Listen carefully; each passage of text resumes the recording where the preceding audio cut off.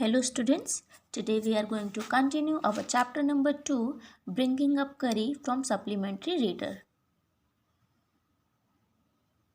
So as you know, हमने अपनी previous video में फर्स्ट पार्ट में देखा था और पढ़ा था कि एलिफेंट का जो बच्चा है वो राइटर पालता है उसको और वो उसका नाम करी था और फिर वो एक बार पानी में फंस जाता है। अब आगे क्या होता है वो हम पढ़ेंगे। जब राइटर ने देखा कि जो करी है वो बहुत ज़ोर से चिल्ला रहा है तो वो जाके देखता है कि वो एक्चुअल में क्या है, क्योंकि उसे लगता है कि उसका जो एलिफेंट है करी उसको कोई नुकसान पहुंचा रहा है। जाके देखता है तो उसे पानी में जो एलिफेंट है करी उसको उसकी जो सूंड होती है हल्की सी उसकी ट्रंक उसको दिख रही होती है, तो वो पहचान जाता है कि हाँ ये मेरा ही एलिफेंट है, मेरा ही करी है। और फिर वो उसके पास जाता है और जैसे ही करी देख लेता है कि राइटर आ गया है तो वो और ज़ोर ज़ोर से चिल्लाना स्टार्ट कर देता है और पानी में स्ट्रगल करना स्टार्ट कर देता है और किनारे पे आने की कोशिश करता है। Then still trumpeting he pushed me into the water and as I fell into the stream. और फिर जब वो मुझे देखता है किनारे पे आता है और ज़ोर ज़ोर से चिंघाड़ता है और तभी वो मुझे पानी में अंदर खींच लेता है और मैं चला जाता हूँ। तो मुझे ऐसा लगता है जैसे बह रहा हूँ। स्ट्रीम मीन्स होता है कोई झरना या बहना। Okay. I saw a boy laying flat on the bottom of the river. और मेरे को ऐसा फील होता है कि कोई जैसे बह रहा है उस पानी के अंदर। जब जाके देखता है सॉ मीन्स उसको मिलता है, उसको जाके देखता है तो क्या मिलता है, एक जो बॉय था वो पानी के फ्लैट में मीन्स बॉटम में, रिवर के बॉटम में वो बच्चा तैर रहा है, मीन्स डूब रहा था। He had not altogether touch bottom but was somewhat afloat.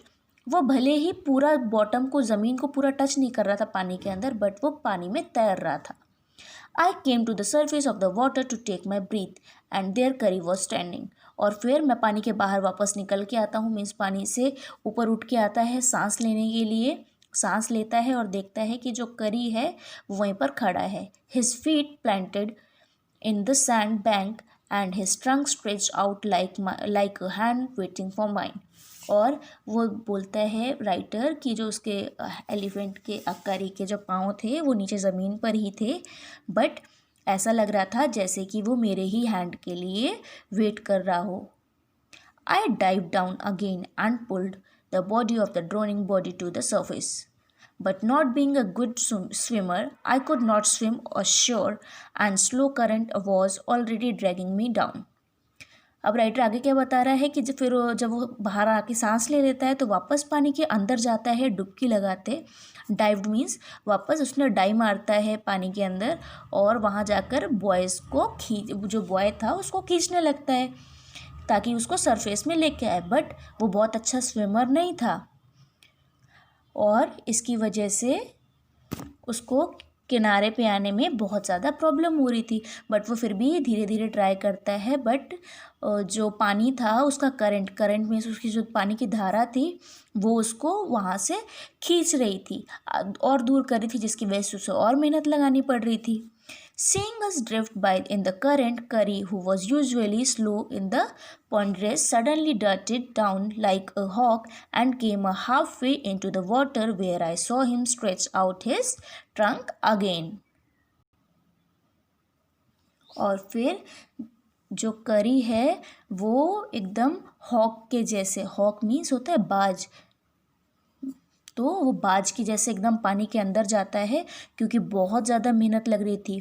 पेंड्रेस का मतलब होता है कष्टदायक या कष्टकारक, तो वो बहुत उनको कष्ट हो रहा था बाहर से पानी के बाहर निकलने में। तो करी वापस पानी के अंदर जाता है और उनको आधा खींच लेता है बाहर को। उसके बाद जब मैं उसे देखता हूँ तो उसकी ट्रंक से वो वापस बाहर को उठ रहा होता है। I raised up my hand to the catch it and it slipped. और फिर मैं भी पानी के अंदर था तो मैं करी को अपना हाथ देता हूँ ताकि मैं उसकी जो ट्रंक है उसको पकड़ सकूँ। I found my self going under the water again. और मैं अपने आप को पाता हूँ कि मैं दोबारा से पानी के अंदर जा रहा हूँ, but this time I found that the water was not very deep, So I sank to the bottom of the river and doubled my feet under me, and then suddenly kicked the river bed and so shot upwards like an arrow, in spite of the fact I was holding the drowning boy with my hand. अब जब उस boy को लग रहा था कि वो डूब रहा है पानी में, तो उसको एकदम लगता है कि वो बहुत ज़्यादा गहराई में डूब चुका है। सैंक मीन्स होता है डूब जाना। तो वो उसको लग रहा था कि वो बहुत ज़्यादा पानी में नीचे जाता जा रहा है, और जब वो बहुत ज़्यादा पानी में रिवर के बिल्कुल नीचे पहुंच जाता है तो अपने दोनों पाँवों से झटका देकर ऊपर को आता है, किक मार के। जब हम पानी में बहुत ज़्यादा नीचे चले जाते हैं और फिर जंप करते हैं तो पानी के ऊपर ही आएंगे, तो वो वैसे ही ट्राई करता है और बिल्कुल एरो के जैसे ऊपर आ जाता है। और साथ में उसने जो वो डूबता हुआ लड़का था उसका हाथ भी पकड़ा हुआ था, जिसकी वजह से वो भी ऊपर ही आएगा। As my body rose above the water I felt a lasso around my neck. और जब मैं ऊपर को आ रहा था तो मुझे एक लैसो लगा मेरी नेक में। लैसो मीन्स किसी ने जैसे मुझे गर्दन से पकड़ा हो। दिस फ्राइटेंड मी, और इसकी वजह से मैं डर गया। I thought some water animal was going to swallow me, और मुझे लग रहा था कि जैसे कोई वाटर एनिमल है जिसने मुझे पकड़ के रखा है और वो मुझे निगल जाएगा। मेरे गर्दन को पकड़ा हुआ था उसने। I heard Kari squealing and I know it was his trunk about my neck. He pulled us both assure.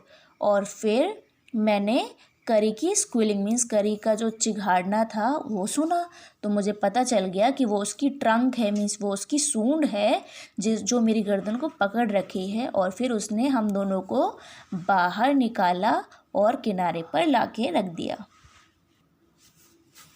करी वॉज लाइक अ बेबी। करी जो था एक बेबी के जैसे ही था। He had to be train to be good, and if you did not tell him when he was naughty he was up to more mischief than ever. और वो भले ही बेबी के जैसे था तो उसको ट्रेन करना पड़ता था बहुत ही अच्छे से, ताकि वो शैतानियाँ ना करे। नॉटी मीन्स क्या होता है? शैतानियाँ, बच्चे, छोटे छोटे बच्चे शैतानियाँ करते हैं, वैसे करी था वो भी शैतानियाँ करता था, तो उसे समझाना पड़ता था, उसे ट्रेन करना पड़ता था ताकि वो मिसचीफ ना करे। मिसचीफ मीन्स होता है किसी चीज़ को नुकसान ना पहुँचाए। For instant one day somebody gave him some bananas to eat।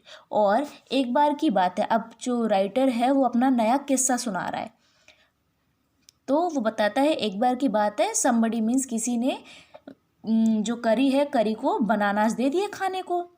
Very soon he developed as a great love for ripe bananas. और बहुत ही जल्दी वो बनानास को बहुत पसंद करने लगा, मीन्स बहुत ज़्यादा प्यार करने लगा कि हाँ बनाना मुझे बहुत पसंद है। We used to keep large plates of fruits on a table near a window in the dining room। और हम लोग अपने जो लार्ज प्लेट में फ्रूट्स को अपने डाइनिंग रूम पर रखते थे। One day all the bananas on the table disappeared and my family blamed the servants for eating all the fruits in the house। और जब हम लोगों ने बनाना इसको डाइनिंग रूम पर रखा तो एक दिन क्या हुआ, बनाना जो थे डाइनिंग रूम से के टेबल से सब गायब हो गए। डिसअपीयर्ड मीन्स गायब हो जाना। तो मेरी फैमिली ने जो वहाँ के सर्वेंट थे, सर्वेंट मीन्स नौकर, उन सबको ब्लेम किया कि तुम ही लोग, सारे नौकरों को बोला कि तुम ही लोग पक्का ये सारे फ्रूट्स खा गए हो। A few days later the fruit disappeared again. और कुछ दिनों बाद फ्रूट्स फिर से गायब हो गए। This time the blame was put on me and I knew I had not done it. और उसके कुछ दिनों बाद फ्रूट्स फिर से जब गायब हुए तो सारा ब्लेम मेरे ऊपर आ गया, और मैं तो ये जानता था कि ये काम मैंने नहीं किया है। It made me very angry with my parents and the servants, for I was sure they had taken all the fruits। और इसकी वजह से जब मेरे ऊपर सारा ब्लेम आ गया तो मुझे अपने पेरेंट्स के ऊपर और सर्वेंट्स के ऊपर बहुत ज़्यादा गुस्सा आया कि वो लोग मेरे ऊपर झूठा नाम लगा रहे कि मैं सारे बनानास चोरी करके खा गया। The next time the fruits disappeared. और दोबारा से फ्रूट्स डिसअपीयर हो गए, मीन्स दोबारा से एक और बार फिर से फ्रूट्स गायब हो गए।